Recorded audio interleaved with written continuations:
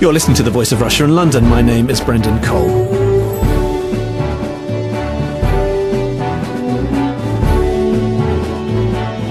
Almost 45 years after it was first launched, that London institution, the magazine Time Out, has become a freebie. It's joined the growing ranks of free titles in the UK. The London Evening Standard also made a switch from paid-for to free distribution. But with this rise in free titles and the availability online of most major newspapers, what has been the effect on content?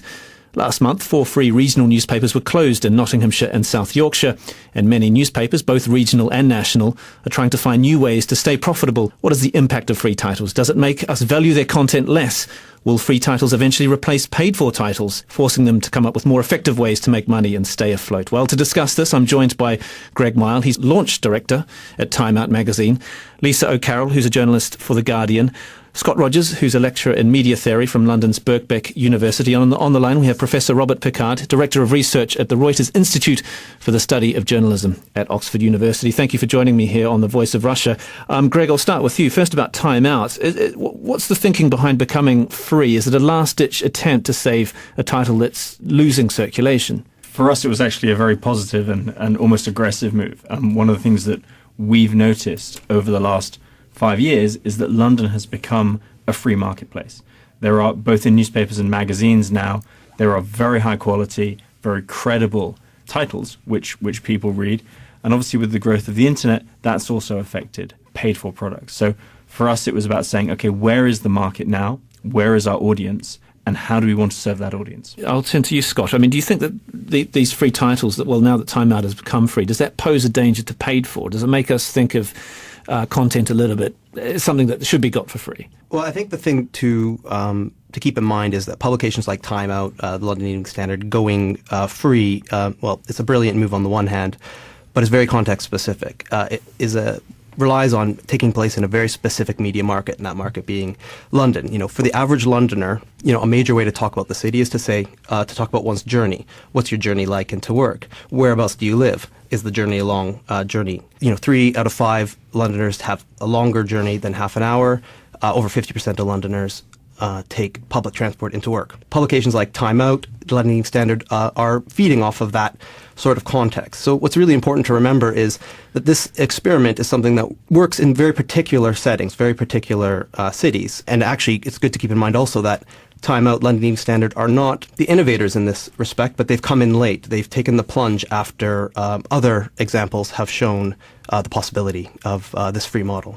Greg Miall, do you view it as a kind of experiment? Because, I mean, the Evening Standard has gone free for 3 years. I guess it's an established route. Yeah, I don't view it as an experiment, but I agree with a lot of what Scott says. It is very context specific. London is a city where people work hard and play hard and don't have a huge amount of time. Therefore, if you can produce a product and give it to people in the way that fits into their lifestyle, and they can read it in the free time that they have, which is their commuting time, that's clearly going to be a very successful use of media in its broader sense. Robert Picard, you once said, I think it was a couple of years ago, that newspapers deserve to die. What do you mean by that? What I've said about that is simply that many of them are still pursuing 20th century strategies.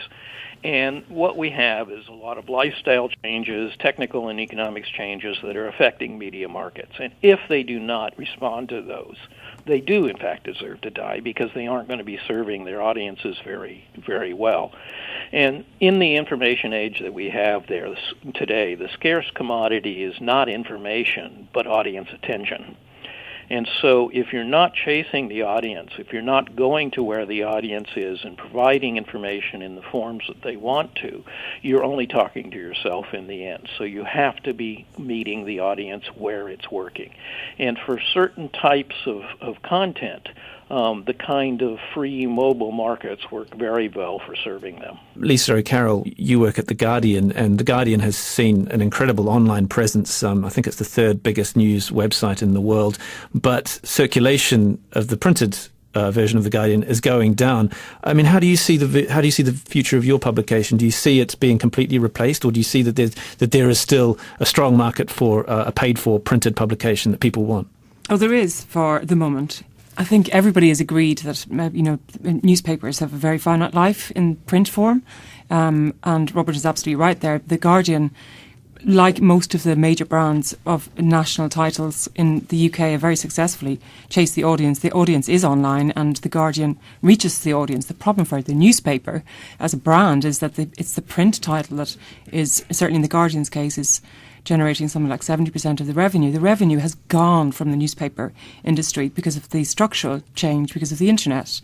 So at the moment, newspapers are suffering from structural change. All the recruitment advertising, the classified advertising has disappeared. You can, if you're selling a second-hand car, you don't have to go to a newspaper. If you're a hairdresser, you don't have to go to a local newspaper to advertise. You have your own website. There are different ways of communicating for advertisers, and that's a really serious problem for newspapers.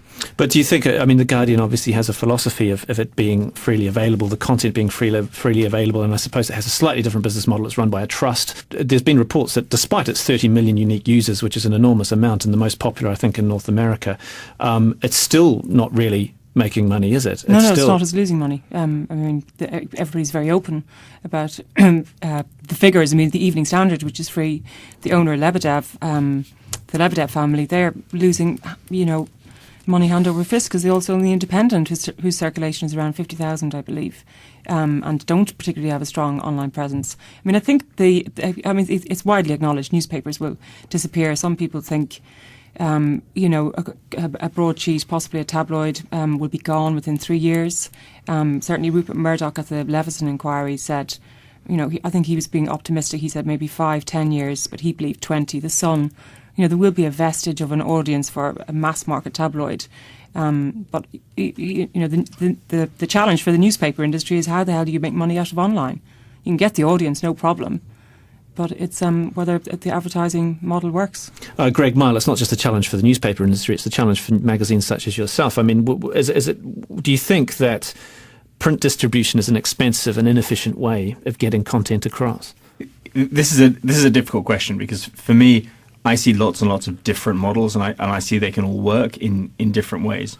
In the UK, in terms of paid for supply of magazines and newspapers, there are a tremendous amount of them. Right, it's one of the biggest markets for newspapers in the world, behind Japan. Would it be more efficient from a structural perspective if there were less of them? Would people be more profitable? I don't know.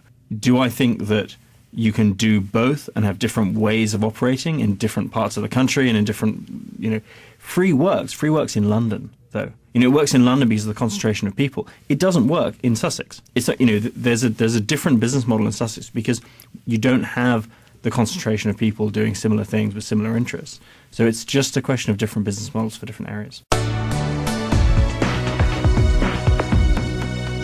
You're listening to The Voice of Russia with me, Brendan Cole. We're discussing the future of print media with Greg Miall, Lisa O'Carroll, Scott Rodgers and Robert Picard. Scott Rodgers, do you see the business model for paid-fors has changed forever? We have, say, a newspaper like The Independent, which has a relatively small circulation, is kept afloat by the largesse of a very wealthy oligarch. Do you see that this is perhaps the future? It'll need to be bankrolled by somebody that has the money to lose, effectively. It is possible that you're going to have this echelon of quality papers that are funded by an oligarch, or they're going to be funded by some sort of foundation, possibly, or you're going to have investigative journalism that is funded through some sort of foundation, and then that is used by multiple media sources. I think one of the things that is kind of in the background here is, in all this discussion about business models, and that's sort of the obvious answer of why everyone's worried about print and how sustainable it is, because you need advertising display space, you need to maybe sell physical copies. But there's also something in the background of those anxieties, and that is the kind of stories you can tell with print, which are different than the stories you can tell online. Classically with print, you have this sort of diorama where, heroes and villains and victims are presented to the reader as a kind of, in a shared world, and you can flip through the pages, you can ignore some stories, but you're subconsciously exposed to that. With the web, you have a very different thing. You have an index, and you choose your hero, the stories you want to hear about heroes, villains, and victims. And then maybe you share those stories with your niche of friends. So you're leading to a fragmented kind of environment, and that worries journalists. So it's not just about sustainability, which is very important. It's about having the ability to actually do investigative news, for instance. But it's also, what kind of news can you do? What kind of stories can you tell? Robert Picard, if we do shift all to an online world and competitors give their news away free online, will that have any impact on journalism itself? Well, all of these issues basically come down to the question of how are you going to finance. But we've had very good journalism, for instance, in media that have given away their material for free. From television, radio, have done so for 75, 80 years in very good forms in many countries. But what they've been able to do is to construct an underlying business model that allows them to do that. When we look at the issue of, well, if one of the business models is going to be having it subsidized by somebody, we've always had problems with that because those have existed in various formats for 200 years. Typically, when they are subsidized by somebody, they either have a political interest that they're trying to pursue or they have industrial interests that they're trying to pursue. And ultimately, those come into play, and those have led to criticisms for 200 years. It has been only really the modern past 50, 75 years that we've had a model that was allowed newspapers to be funded primarily by advertisers who were kept generally at arm's length, but in some cases did interfere with content as well. So we're in a point of change, but I'm not convinced that we won't be able to find a way to make it work. But it's not easy for us to make it work, and it's very difficult for those companies that are struggling with operations in one area with one business model and now moving to the new business models in the digital age. But Robert Picard, I mean, there is still a market for old media, so-called old media. I hate to use that term, but there are magazines that are doing very well. The Economist is selling like some 1.5 million copies. There's magazines like Monocle, which prides itself on being a tried and tested magazine rather than an online offering. There is a market out there if you offer the right stuff, isn't there? Well, that's exactly the point. And so you have to be able to be providing something that's not generally available elsewhere. You have to be providing it in a format or a form or with analysis that's not elsewhere to make it paid for. We also need to remember that, even though the digital world is growing, 2/3 of all advertising money in the world today is still in print media. It's still in the newspapers and the magazines. And so there is a huge amount that is there. It's just very difficult for those publications that serve general interests or serve interests for which the information they give is widely available in other places. And for them, they're having a difficult time making a switch. Lisa O'Carroll, we should be more focused on saving or investing in journalism and content provision rather than newspapers and print, shouldn't we? Wouldn't that be the focus for The Guardian? Not to necessarily focus on saving the publication, but just concentrate on its online offering. But The Guardian is very much doing that. But The Guardian is digital first. Journalists who work there work for the website first and the paper later. It's terribly integrated. But one thing that one point I thought would be interesting to raise, Robert talked about television and radio providing, good quality journalism for free for however many decades. The newspaper industry is facing, and the magazine industry is facing another challenge, is mobile. If you think it's hard to get advertising online, it's even more difficult on mobile. And that's going to be, that's another problem that's just going to add to the mix of challenges that newspapers are facing. How do you see that challenge, Greg Miall? I think one of the really interesting things here is that everyone's focusing on advertising as the major source of revenue. I mean, historically, newspapers have had cover price, advertising, and classifieds as their revenue streams. Classifieds gone away, advertising's held up. It sort of worked. The reason the price of advertising stays reasonable in newspapers is a supply and demand question. There's lots of demand. There's a reasonable amount of supply. Not unlimited. Online, you've basically got unlimited supply. So anyone can build a website. It can drive traffic. So if you look over the last 15 years online, the ad prices have consistently and inexorably fallen and will continue to fall. So if you're turning around and you're saying, I'm a magazine, I'm a newspaper, I'm going to go online and I'm going to make money out of advertising, which will pay for the journalism and the content and the structure of the site, it's not going to happen.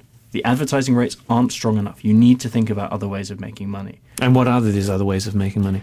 Well, we're no experts, so it's important to also be very humble on that. We look very heavily on the transaction side. So Time Out specifically is a guide to entertainment and going out and what's on in London. That's how we see ourselves. We provide reviews to theatre and shows and art and film. We are now focusing very heavily on the transaction side as well. So we have the content and we're taking people right through the journey from I've never heard about this thing before to I pick up the magazine on Tuesday morning, I hear about something for the first time, I go online to check out a bit more, click, I can buy tickets. So we're looking to control the whole process within our little sphere. Scott Rodgers, I suppose in the past magazines and newspapers have acted as gatekeepers to content. They decided what we read. Now in an age of Twitter and social media, that's no longer the case. Do people simply not want editors and news editors deciding what's newsworthy and what's not? Well, I mean, the first part of what you said was interesting because, if you think about regional newspapers, for instance, they were almost an internet unto themselves. They presented all these different sections of content, all these different forms of listings and information, as well as news content. With the rise of the web, you have this niching that certain providers will have a better job listings site, certain providers will have a better way of having entertainment listings, and then they'll have specialized news sources, and so on and so on and so on. So there's been a sort of shakeup of the geography of news, really. I think the question is, to some extent, and maybe this just is a question I'm interested in, but I think others are too, is do people care about their local area as much as they do about, cross-cutting issues nowadays? I think they probably do, but there doesn't seem, in particular with local media in Britain, there doesn't seem to be a business model that is working. And that's why there's, a lot of wrist-wringing about local media in particular, that people want to know about their local area, but through what means could they get that access to local affairs? And I'm not sure the Evening Standard, for instance, really speaks for all of Londoners in that regard. But I mean, analysts would say, either go global or go local. And if you're from a village in Nottinghamshire, for instance, and you want to find out what's happening in your church fete or the classifieds or whatever, you're not going to use a national publication. So the market is there, and it always has been, and it always will be. So why are they going out of business? Finance isn't there, is it? I mean, that's something that came up. And time and time again at the Leveson inquiry, Lord Justice Leveson kept coming back to it. Where are the reporters in the local courts? There are no, newspapers can't afford to have reporters in two courts in, a town in Sussex or whatever. So, producing content is very expensive, whether it's online or print. It's labour intensive. So producing local content for people in a small town isn't profitable, despite what analysts say. But this is why local newspapers are closing. Well, because they're based on the advertising model. Professor Robert Picard. If you actually look at the cost structures, producing the content isn't all that expensive. And in fact, for newspapers, even for local newspapers, 3/4 of the costs have nothing to do with the content. It's the running the facilities, it's having the printing presses and the distribution. So what you have to do is find a way to shed those costs, and digital does make that possible along the way. But you don't have a good model then to have advertising income that is going to sustain it.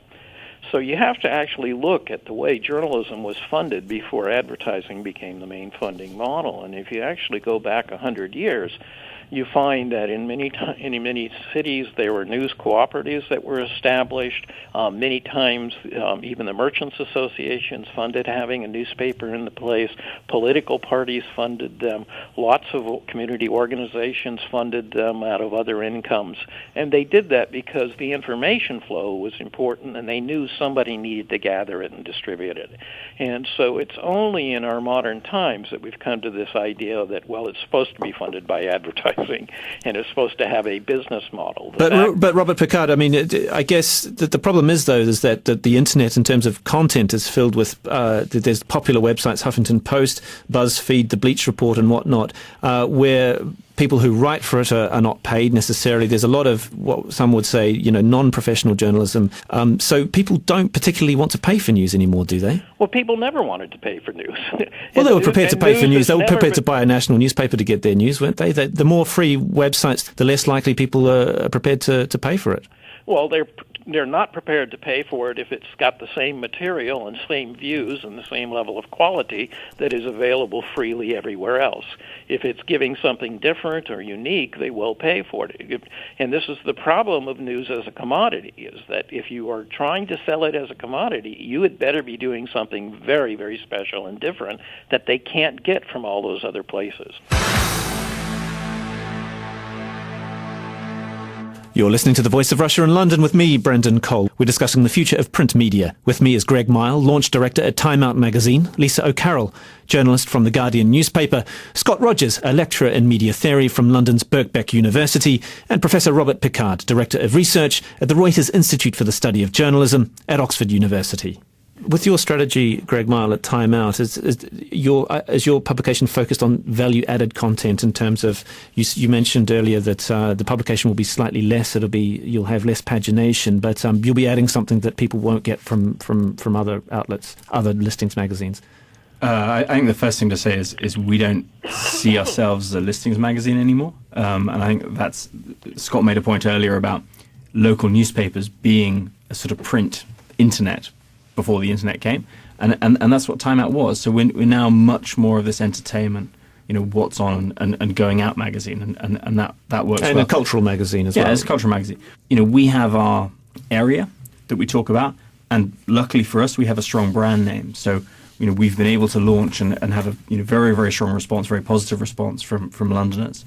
Is what we do particularly innovative or different from anyone else? Maybe, maybe not. Time Out has a strong reputation, has strong journalists who work for it. We have trusted reviews, and people like that. Could someone come in and completely copy it? Yes, they could. Would they? Probably not. There's a point where there's a natural monopoly. We have that space.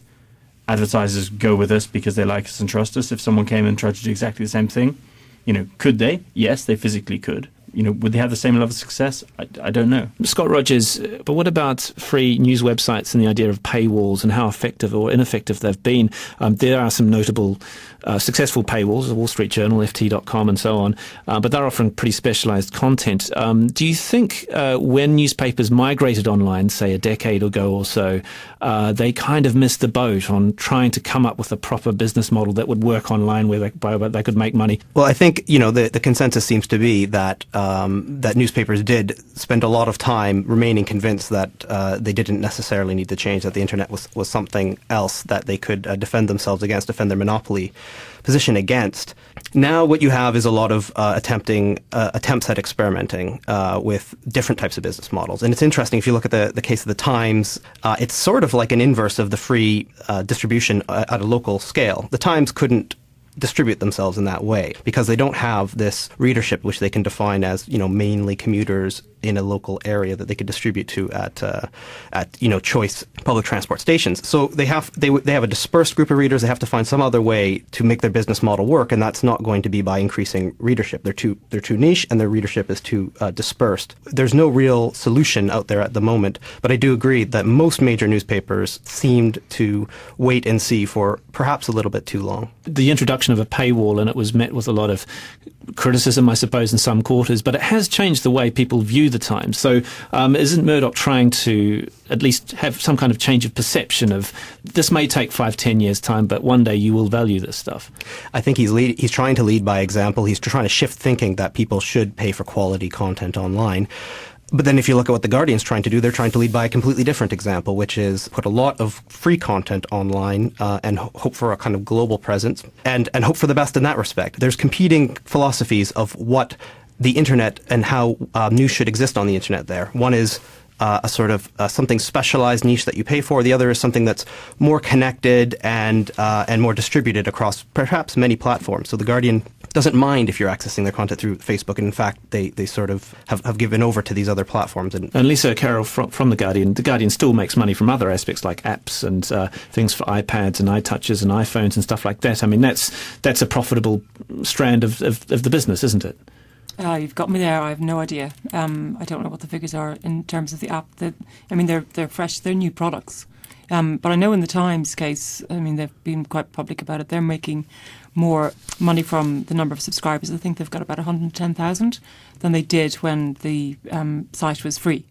So they've lost, they've decimated their audience, but they're not breaking even or anything. I think the iPad, and Murdoch also said he created a special newspaper for the iPad, The Daily, which hasn't worked. But I think everybody, even The Guardian, which was very, very, very, very opposed to paywalls, everybody's watching and waiting for somebody to deliver a successful model. And I'm sure The Guardian, despite its implacable opposition to paywalls, if Murdoch proved that there was a holy grail with paywalls, it would never rule it out, potentially. Yeah.